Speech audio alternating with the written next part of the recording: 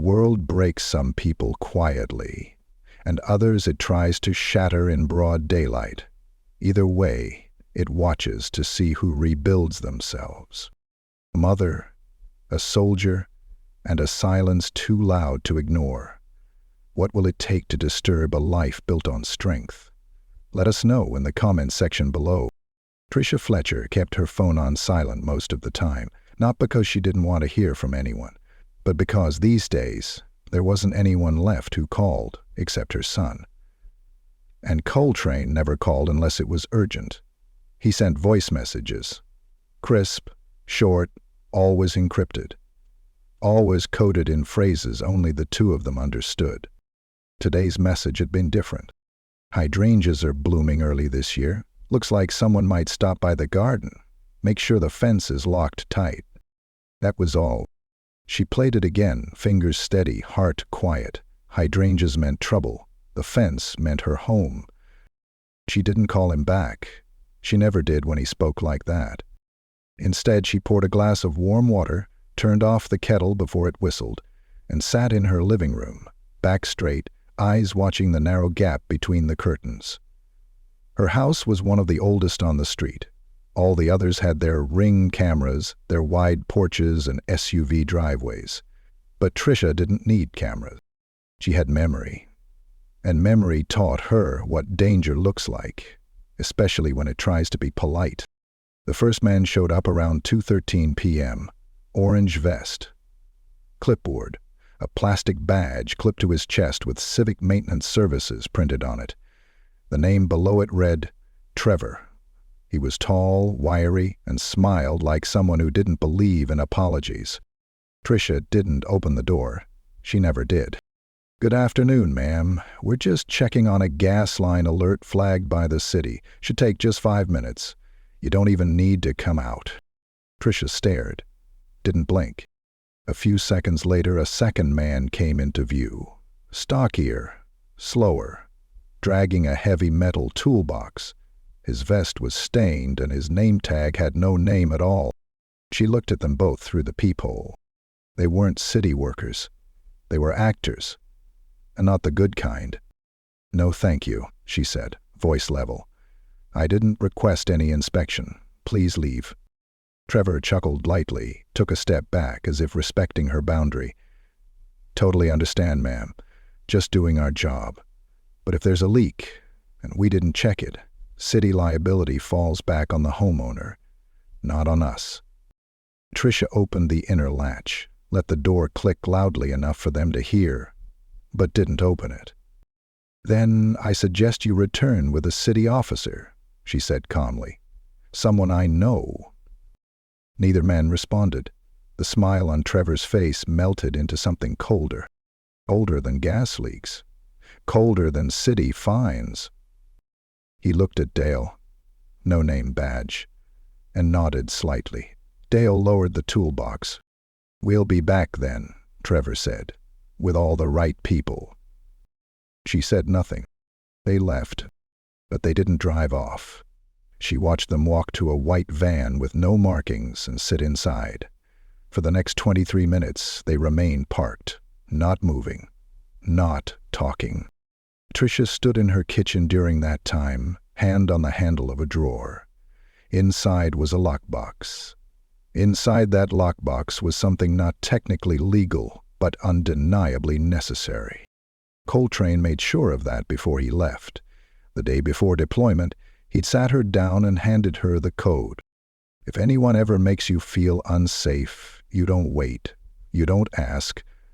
You protect. That's the deal. So Tricia stood there, motionless, until the van finally drove off. But her body didn't unclench. Not when the van disappeared around the corner. Not even when the street turned quiet again. Because quiet wasn't safe. Quiet was staging. Later that evening, Tricia pulled out her spiral notebook, not to write, but to read. The last few pages were filled with names and faces, past faces, untrustworthy smiles, gaslight workers, fake petitions. Someone pretending to be a census taker who once slipped her neighbor's window open.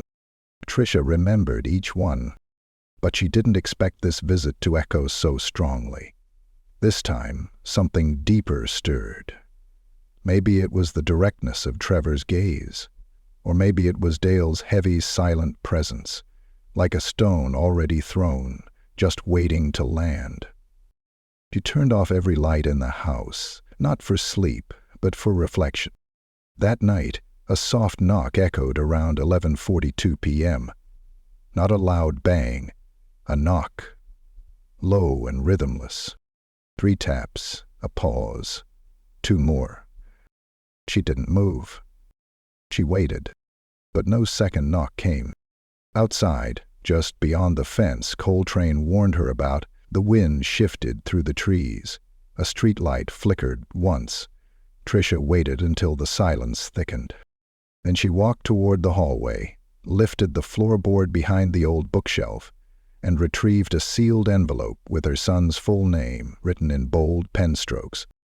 If anything happened, if anyone tried to erase her, this would survive, and Coltrane would know where to start. But she didn't plan on being erased. She planned on watching, and if they came back tomorrow, she'd be ready, not as a victim, but as someone with nothing left to lose. Because when your son teaches you how to break a man's hand with a soup spoon, you don't wait for miracles. You prepare for visitors. Tricia didn't sleep that night. She stayed in her chair, the firm one by the window, where the cushion had molded to the shape of her worry over the years. Wrapped in her old cardigan, with a glass of water that never got drunk, she watched the street. The same quiet street that used to feel like part of her, now a foreign land with rules she didn't trust. She thought about calling someone. Not the police. No, she'd done that once, years ago, when some kids were tossing bottles at her garage door. The officer who came laughed when she said she wanted a report filed. "You know how it is, Miss Fletcher. Boys being boys," he said. Then he gave her a warning about making too many calls. No, there'd be no calling tonight. Instead, Tricia waited. Morning came slowly, not with sunlight, but with the groaning of garbage trucks and the rustle of mail slipping through her slot.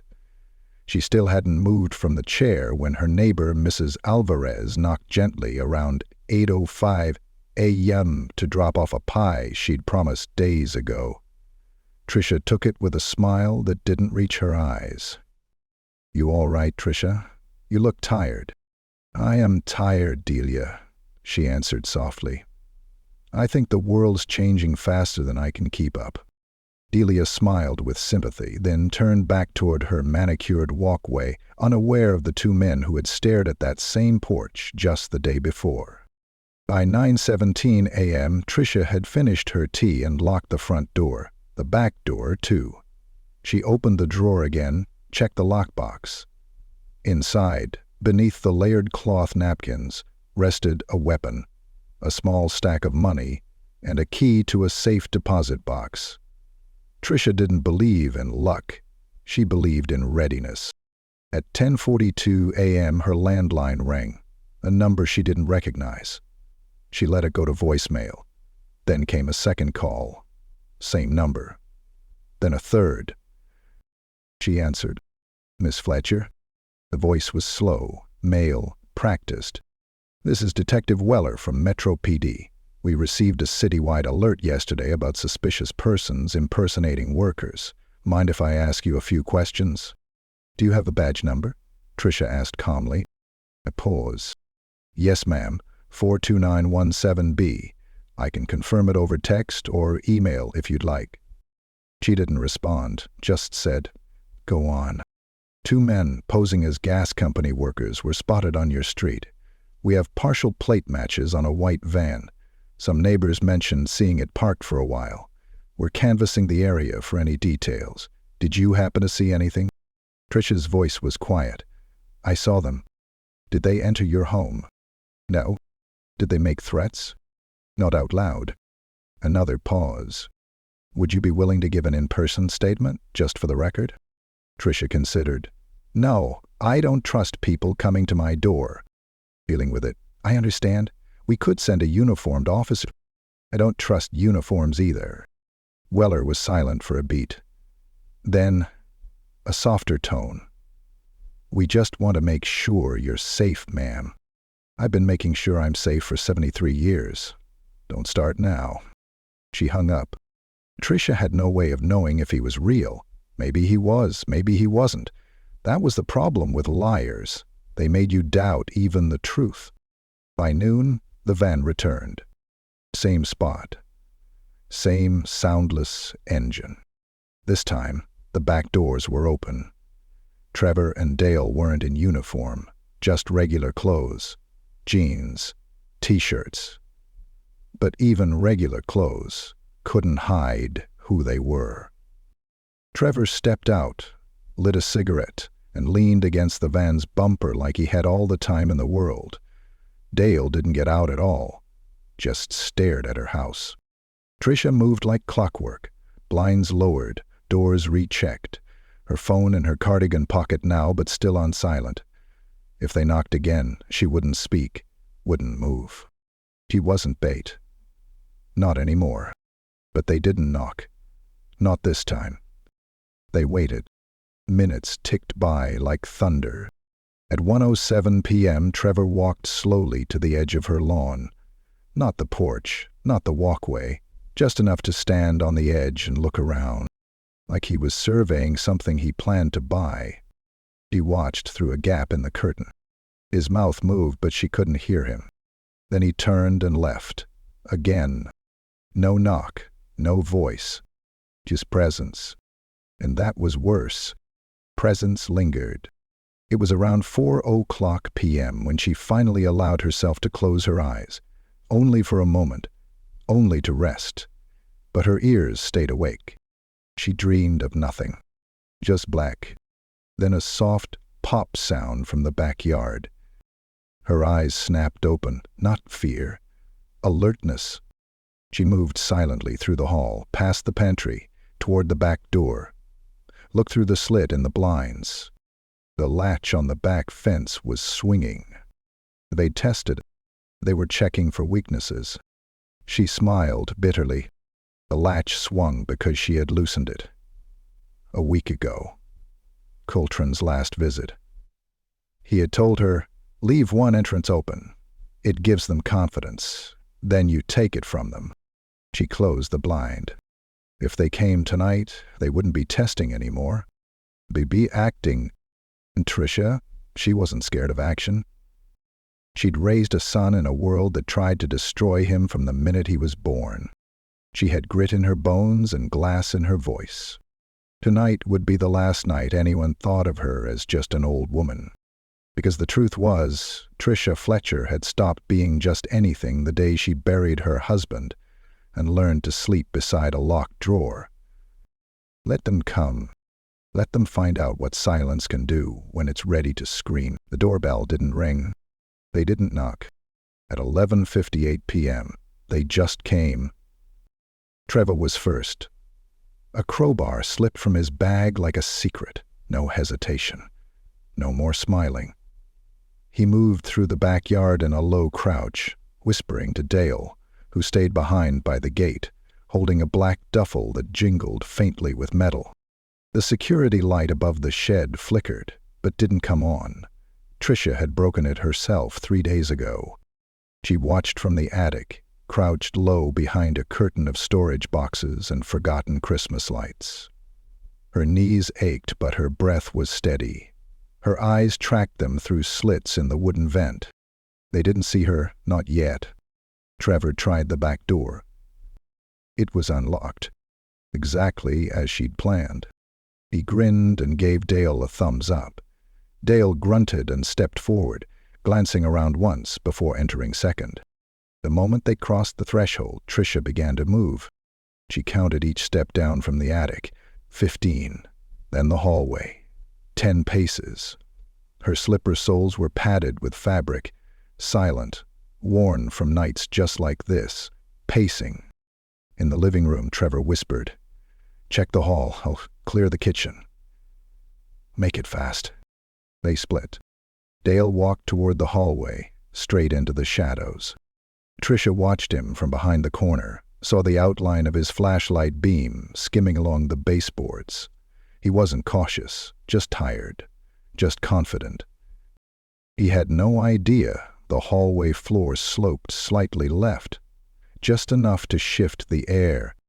Tricia waited until he passed the linen closet, then stepped behind him. She moved with years of practice. Not the kind soldiers knew, not the kind fighters knew. The kind mothers knew. She swung the handle of a cast-iron pan with both hands, using the weight of it, not her own. It connected with the side of Dale's head, with a crack that sounded too soft for its meaning. He crumpled, knees buckling inward, flashlight clattering against the wall, its beam now rolling in confused circles. No scream. No fight. Just a groan. He was alive, but not a threat. She didn't stop moving. Trevor heard it. He called out, "Dale?" Tricia stepped back into the living room, her silhouette framed by the kitchen entry. She didn't run. She didn't hide. She wanted him to see her. She wanted his confusion. And she got it. Trevor stared, caught off guard by her presence, by her stillness, by the fact that she was holding a pan instead of begging. "What the hell?" That's all he said before reaching for something in his jacket. Tricia dropped the pan and grabbed the fireplace poker from the mantel. One clean move. Her shoulders screamed in protest, but she ignored it. She'd raised a son while burying her own grief day after day. Pain didn't frighten her. Trevor stepped forward. Tricia raised the poker. He froze, calculating. Behind them, Dale moaned softly. "Lady," Trevor started, his voice low, full of condescension, dressed in fear. "You don't want to do anything stupid." Tricia didn't blink. "You already did." His hand moved faster this time, but not fast enough. She jabbed low. Not a wild swing, a precise thrust. The poker struck his knee hard enough to make him scream. He dropped his weight, falling sideways against the couch, arms flailing. She brought the poker down again, once, twice, until the noise stopped being words and turned into something hoarse and animal. He tried to crawl, but his legs wouldn't obey. Tricia stepped back, chest heaving, her face blank. Not furious, not panicked, physically tired. Sirens wailed in the distance. Far but closing? Trevor groaned. "You called the cops?" She didn't answer. She'd made no call. But Coltrane had. She could feel it. At that moment, the front door burst open. 3 figures in black stormed in, rifles low, eyes scanning. Clearly, one of them moved to her immediately, hands open, gaze locked. "Mom, you okay?" Tricia lowered the poker. Coltrane stepped forward and caught her as her knees finally gave way. His hands were firm, gentle, but his eyes were fire. He looked over her shoulder, past her, to where Trevor whimpered on the floor and Dale rolled, dazed and bleeding, against the baseboard. He didn't flinch. He just nodded once to his team. "Secure them," he said. "No bruises we didn't cause. No blood we didn't authorize." His men moved like phantoms, smooth, surgical. Tricia let herself sink into the couch, breath finally coming back in pieces. "You came," she said, voice raw. "You sent the signal," he replied, "and they crossed the line." One of his men handed him a folded sheet, photocopies, records, IDs, warrants. One of the intruders was already tied to 4 burglaries across state lines. Another linked to a missing persons case. But Tricia didn't ask for details. She looked at the floor, at the blood, at the silence. Coltrane sat beside her, hand resting over hers. "Thing exciting. They won't come back," he said. "I know. They thought you were alone. I wanted them to." The sirens finally arrived. Slower than they should have. Too late to help, too early to clean up. Coltrane's team had vanished by then, leaving no trace but duct tape and bruises. Tricia looked at the officers who spilled into her home with pens and nervous eyes. She didn't speak to them. She just watched, and behind her eyes, a storm was dying down. The reckoning had come, but it wasn't over yet. Not until the town understood what it had ignored. Not until silence stopped being survival and became testimony. 2 weeks passed. The bruises on Tricia's arms faded. The blood was long cleaned from the wood grain, but something invisible still hummed beneath her skin. An echo, a memory, maybe a warning that had finally been heard. The town changed its tone, not publicly, no speeches or parades, but in small ways that mattered. The mailman didn't just drop envelopes now. He knocked and asked if she needed anything from the market. The neighbor boys stopped their skateboards before reaching her driveway instead of riding past like they used to. Even Officer Reyes, the one who once raised an eyebrow at her porch camera, now parked his cruiser nearby during his lunch breaks and waved without needing a reason. They didn't know what really happened, not all of it. The police report mentioned a break-in and self-defense. It skipped everything between the crowbar and the classified fingerprints. Coltrane's team made sure of that. But still, people sensed something had changed. And they weren't wrong. Tricia sat on her porch now. Every morning, same time, 9:00 a.m. Coffee in her hand, notebook on her lap. The one she used to hide under the sink, she wrote in it now. Not warnings or names or descriptions of men who smelled like oil and lies. She wrote about Coltrane as a boy, about the way he used to sleep with his toy truck clutched to his chest, about the time he got suspended for punching a boy who called her a slur, about the way he never once apologized for it. She wrote because the story needed to be hers again. She also wrote because Coltrane asked her to. Not just what happened, he said, but why it matters. She wasn't sure anyone would care. But maybe someday someone like her would sit in a quiet kitchen, scared, searching for a name or a truth, or just a reason to believe they weren't weak. Maybe they'd find her words. Maybe that would be enough. Coltrane came by every Sunday now. No more months of silence, no more encrypted voice notes.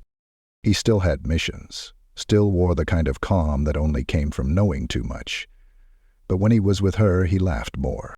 They planted sweet potatoes together in the garden, rebuilt the back fence, reinforced the front door with a new bolt, military grade, sleek and quiet. "You know," he said one afternoon, wiping sweat from his brow, "I thought I lost you." "You almost did," she replied. He didn't ask for details. He didn't need to. Instead, he placed a small box in her hands. Inside was a necklace, simple, silver, a pendant shaped like a shield. "Push the center," he said. And she did. A quiet click and a locator blinked to life. "Encrypted," he added. "Ping goes straight to me, and only me." Tricia nodded, fingers curling around it.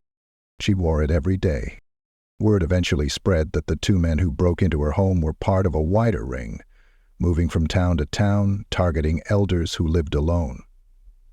No convictions came, not the kind people could see. But no one asked questions when the white van was found abandoned in the next county. Doors open, tires slashed, registration missing. No one asked who dismantled the operation or how those men ended up far, far from the state line. Justice didn't always wear a robe. Sometimes it was silence. Sometimes it sat on a porch and watched the sunrise. One evening, just before sunset, a young woman knocked on Tricia's door. She had dark skin, tight curls, and a nervous smile. "Hi, are you Miss Tricia?" "Titan. I heard what happened. My Aunt Delia lives down the block. She told me you might be looking for someone to help around the house." Tricia raised an eyebrow. "Help? I just moved back to town, trying to figure some things out. I don't want money, I want to learn from someone who knows how to survive. Tricia looked her over. Shoes scuffed, hands fidgeting, but eyes honest. What's your name, child? Tricia stepped aside. Come in, Jada. She showed her the garden, the kitchen, the notebook. Taught her how to cook rice without burning the bottom, how to listen without interrupting, how to know the difference between paranoia and instinct.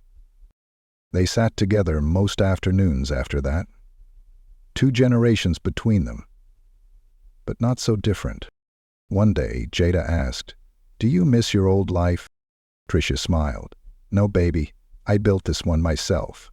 That night, Jada stayed past dinner, helped Tricia lock the doors, checked the windows, folded the blankets. Before leaving, she looked at the pendant around Tricia's neck. "Pretty," she said. Tricia touched it softly. "It's a promise," she replied, "that even when you're alone, someone's watching, someone who knows you're worth protecting." Jada nodded slowly, then stepped into the night. Tricia closed the door and turned off the lights. The house hummed with the same creaks and clicks it always had, but it no longer felt like a place waiting for something bad.